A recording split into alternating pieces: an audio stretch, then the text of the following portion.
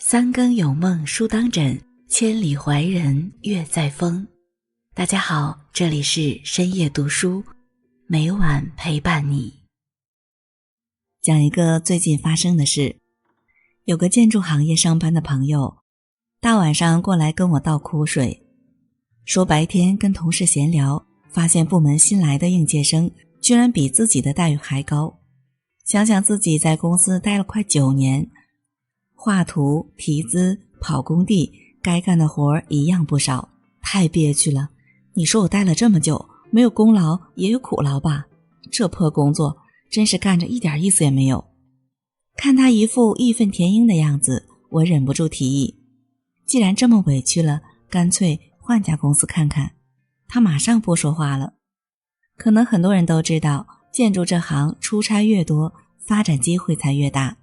但是朋友一直没什么事业心，公司每次安排出差，他都觉得太苦，不是说家里有事，就是借口身体不舒服逃掉出差。每天除了坐在电脑前机械的画图，分外的活一点不干，到点就下班回家。说是干了7年，其实能力一直在原地打转，劲头明显不如年轻人，混着混着一不留神就成了职场里性价比最低的存在。今天将和大家分享的是，高手遇事都会利用慢马定律。混日子就是在浪费时间。网上看过一段很扎心的话，人工智能像人不可怕，可怕的是人越活越像人工智能。你有没有发现，我们身边有很多像我刚提到的朋友这样的人，每天看起来兢兢业业，从不迟到早退，但升职加薪永远轮不到他。眼瞅着新来的年轻人都跑到了自个儿前头，这才感觉到危机。一边抱着过去的苦劳不诉苦，一边盘算着换出路。然而呢，空有一身的工龄，却没有跳槽的本钱，只能日复一日地跳进埋怨，继续混日子，再埋怨的死循环。华为内部流传有个很广的故事，有个老员工因为升级名单没有自己，抱怨了一句没有功劳也有苦劳。任正非听到后，立刻狠狠地批评了他一顿。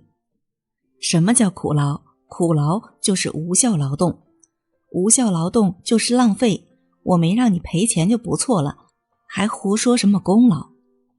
之前有统计，人这辈子除了睡觉，大部分的时间都要花在上班上。很多人只想着熬过上班的8小时，却没想过如何让它更值钱。就像职场大咖何家言讲的，当你工作中混日子，其实就是在浪费自己的时间。因为你自己都认为自己的时间不值钱，你的工资怎么可能高得了呢？想摆脱现状，却懒得提升自己，瞧不上手头的工作，又做不到无可替代。看起来拥有10年的经验，却不过是相同的日子重复了10年。你得过且过的每一天，都是人生最大的浪费。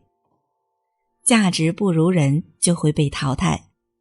作家火养人到中年后回顾起自己的工作经历，曾感慨道，活水般的生活是你在日积月累的改变，不断走向更好。死水般的生活呢，是你在杀时间，杀来杀去还是那个一成不变，甚至越变越差的你。一个人大可以欺骗自己，但结果不会陪你演戏。混日子熬时间可能会带来一时的轻松和惬意，但浑浑噩噩的每一天都会让你被身边的人越拉越远。有位做自媒体的朋友提起过自己的2个同事，名校毕业的老张是公司初创时就加入的元老级人物。起初同事们都很崇拜他，常听他讲过去的那些丰功伟绩，但不久大家就发现，老张嘴里说的天花乱坠，成绩却平平无奇。仗着自己资历深，工作敷衍不说，一有活就爱使唤实习生。而另外一个同事小杨，刚入职没多久，因为学历普通，经常被以老张为首的一群老员工排挤。他也知道自己的差距，就卯足了劲儿想赶上来，常常下了班还留下来研究业务，周末还会参加一些行业培训，入职半年就成了部门主力，不到2年就被提拔成了副手。而没过多久，老张却因为考核屡屡不达标，被迫灰溜溜地辞了职。还记得心理学上的那个慢马定律吗？远行的路人，2匹马各自拉着一辆货车，一匹马很实诚，朝着目的地卖力地走着，另外一匹马跟在后面慢悠悠地晃着。于是主人就把后面一匹马拉的货物搬了一些到快马的车上，慢马看了很高兴，走了一会儿，脚步故意放得更慢了。后来主人把慢马拉的货物全部搬到了快马的货车上，他心想，既然1匹马就能拉车，我干嘛还要花草料养2匹呢？于是没多久就把慢马给卖掉了。这个社会往往就是如此现实，如果你可有可无，没有实实在在的价值，那么你离被抛弃的日子就不远了。大多数时刻，一个真正的高手从来都是那些见微知著、动幽察微、防范于未然的人，他们往往能做到未雨绸缪。这个时代，淘汰就像家常便饭，你在混日子中浪费的时间会慢慢变成困住你的深渊，让你眼睁睁地看着别人飞速前进，却无能为力。身上有碗筷，才能有饭吃。我有个做广告的朋友，是圈子里出了名的拼命三娘。刚进公司时，一起入职的都是刚毕业的姑娘小伙，上面分配啥就干啥。她却不一样，总是这儿跑跑那儿问问，主动给自己揽活。后来时间久了，大家慢慢都有点懈怠，每天准时打卡下班，逛街刷剧，觉得工作对得起薪水就好。他呢，却总是傻乎乎地留下来研究行业最新案例，一遍遍地修改文案。同事都说他实诚，觉得就这点工资那么拼干嘛？他却笑着说，我不是给老板打工，而是给自己的简历打工。果然，他是那一波实习生里最先转正、最早受到提拔的那一批。前几年他还跟我打听起了新媒体副业的事情。他总是说，现在社会变化太快了，真的不想哪天被职场淘汰，被时代抛弃。别说1天了，我真的是1分钟都不想浪费。每次跟他聊天，我都会想起一句话，成功的路并不拥挤，因为绝大多数人选择了安逸。心理学家武志红讲过一个意味深长的故事。一棵苹果树头1年结了10个果子，结果有9个都被人摘走了。他越想越委屈，干脆就自断经脉不长了。第2年他结了5个果，最后还是只剩下1个。既然拼命长大和随便长长结果都一样，那何必还那么努力？这么一想，苹果树就更觉得心安理得了。但他却忘了，本来第3年、第5年他还可以结500个、1000个。时间是这个世上最公平的东西，你选择打发它，它就会反过来打发你。那些本可以让你变得更优秀的每一天，一旦浪费了，就不会重来。这个千变万化的时代，不会等任何人闲庭信步。你光把自己做好了不行，你得做得比别人好。今天比昨天多做一点点，明天比今天精通一点点，才是普通人最大的真理。只有自己身上有碗筷，才能够始终有饭吃。可能很多人小时候都听过这个寓言。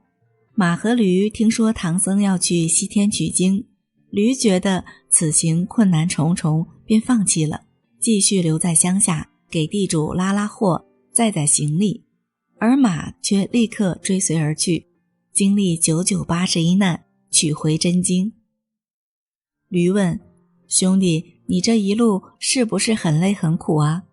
马笑着回，其实这段时间你走的路一点不比我少，还要整天被人拿鞭子打。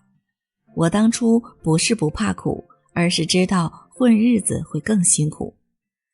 此时此刻，也许你正在日复一日的工作里慢慢丧失了激情，也许你正因为自己的职业道路越走越窄而彻夜难眠。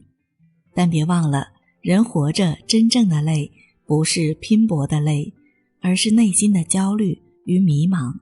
人生最大的苦，不是加班的苦，而是面对生活的无力和绝望。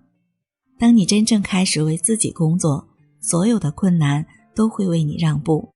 那些你加过的班，做过的项目，学到的本事，都会变成你的底气，让你任何时候都不会为了生活和谁低三下四。与朋友们共勉。好了，今天分享到这里。如果你也喜欢这篇文章，并且让你深有感触，希望你能分享给身边的人，让我们一起在阅读中成为更好的自己。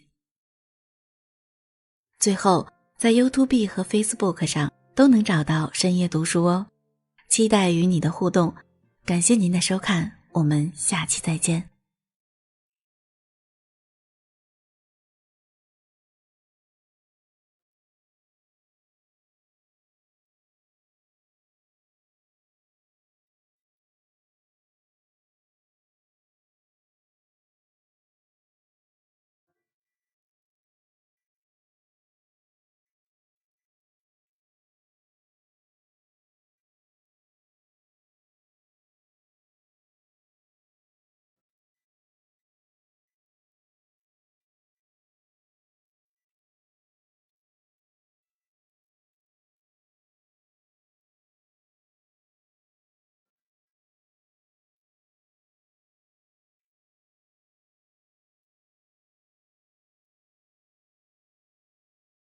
你说，烦恼障品类众多，若不止我，无烦恼故，我之为根，生诸烦恼。人生诸多烦恼，追根溯源，不过执念二字。执于一念，必将受困于一念。如若能放下执念，换个心境对待，不失为人生的大智慧。今天叶安将和大家分享的是3条懒人定律，足以改变你的一生。在开始今天的节目之前，希望大家能点击订阅和小铃铛。你的点赞和评论是我最大的动力。感谢大家的喜欢，深夜读书因你们而精彩。周易有云，积人寡言语，造人之词多。人这一生世事繁杂，免不了心烦意乱。佛说万事随风去，片叶不沾身。绝大多数的烦恼都源于自己的内心，想不开，放不下，忘不掉。有时候让自己懒一点也是一种智慧。懒不是惰，不是怠，而是一种删繁就简的生活态度，是一场专注自身的修行。掌握以下3条懒人定律，还自己一个舒心的余生。嘴巴要懒，宁可无言，也别话多。很多时候，一个人最顶级的修养，少说话。曾看过一段对话，子禽问曰：多言有益乎？墨子曰：蛤蟆挖绳，日夜恒鸣，口干舌闭，然而不听。金冠沉积，时夜而鸣，天下震动，多言何益？谓其言之实也。意思是有些昆虫白天黑夜叫个不停，却没人认真听。雄鸡每天清晨按时啼叫，人人听矣，早早起身。所谓不鸣则已，一鸣惊人。三国时，魏国有位大臣吴质回京朝见，魏文帝曹丕让大臣们去他那儿聚会喝酒。哪知吴质醉酒后与大将军曹真争吵起来，还口出狂言道：你是个什么东西？我吞了你都不要张喉咙，嚼了你都用不上牙齿。曹真岂是一般人？他是曹操的养子。这句狂言惹下的祸根，导致吴质死后，谥号被封为丑侯，遗臭千年。论语中说，君子欲纳于言而敏于行，成大事者都是谦卑的，早就放下自大轻狂，说话不卑不亢，因为他们觉得这辈子没什么好炫耀的，是花自芬芳，不必迎风扬，是虎自威严，不必四处嚷。愚蠢的人只会喋喋不休，睿智的人懂得伺机而言。见过太多这样的人，不管对方是否有倾听的需求，自己先说为快。明明对事情的原委不知情，便拿来当谈资，不顾周围人的感受，永远喋喋不休，说不停。殊不知，沉默往往比喧嚣更有力量，更让人尊重。病从口入，祸从口出。倘若你无法确保你说出去的话是动听或者有意义的，那就保持沉默。沉默不是什么都不说，而是选择在恰当的时机一语道破，一句顶百句用。拎得清大小轻重，言出前请三思。知人不评人，知事不声张。嘴巴要懒，做事要勤，方为孔子之君子欲纳于言而敏于行的君子风范。眼睛要懒，世事难料，人是凡无，很多事看淡一点，善待别人也是善待自己。人们活着的终极目标，为了让自己的人生越过越好。古人云：人也，事也，不看，少之，既得安宁。过往未来之忧不看，专注当下，不杂不迷，才能踏实走好眼前的路。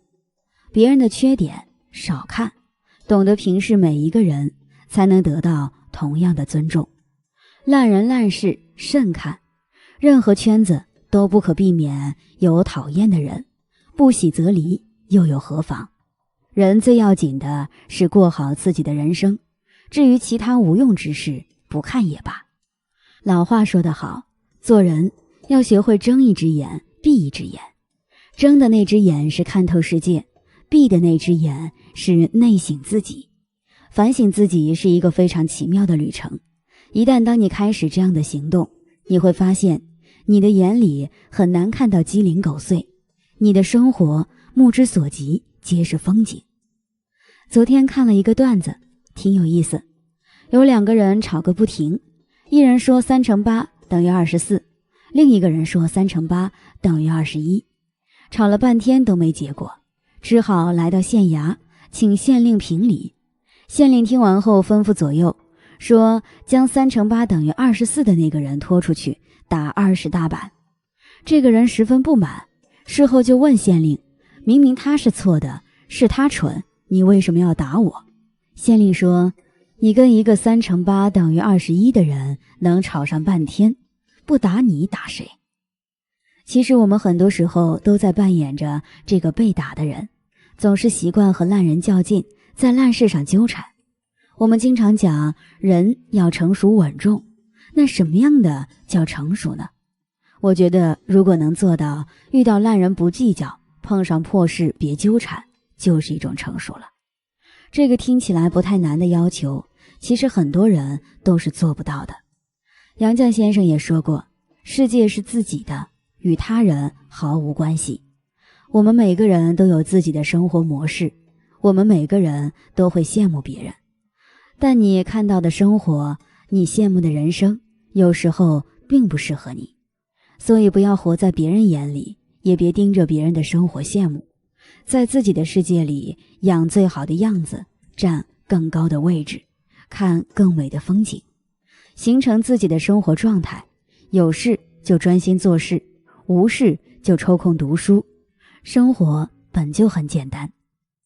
耳朵要懒，是非来入耳，不听自然无。人生一世，要想活得轻松，还真得远离是非之人，撇开是非之事。玉太和杨茂记载了王阳明和聋哑书生杨茂的故事。王阳明写字问杨茂，你口不能言是非，你耳不能听是非，你心可知是非？茂答曰，知道是非。王阳明又继续写道，这样的话，你虽然嘴巴不如人，耳朵不如人，但你的心和普通人无差别呀。杨茂点头，双手合十，作揖表示感谢。王阳明见状，又往下写，凡是人皆因心起，这颗心只要是善良的，是一颗圣贤的心，即便说不出听不见，也当为圣贤。杨茂受此点拨，深受感动，磕头感谢王阳明。所有是非皆因心起，我们没法控制是非，但能选择以何种心态去面对。俗话说得好，左耳进右耳出，生活那么有趣，何苦被无关紧要之事扰了心境。听过一个故事，有位禅师有一个爱抱怨的弟子。一天，禅师将一把盐放入一杯水中，让弟子喝。弟子说咸得发苦，禅师又把更多的盐撒进壶里，让弟子再尝湖水。弟子喝后说纯净甜美。禅师说，生命中的痛苦是盐，它的咸淡取决于盛它的容器。你愿做一杯水，还是一片湖水？一滴墨汁落在一杯清水里，水立刻变色，不能喝了。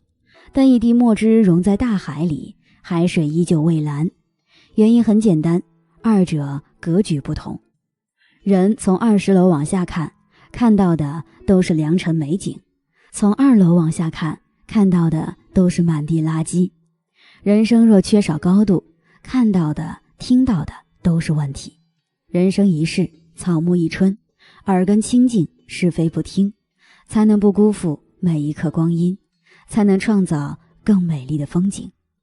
省心录里写道，耳不闻人之非，目不视人之短，口不言人之过。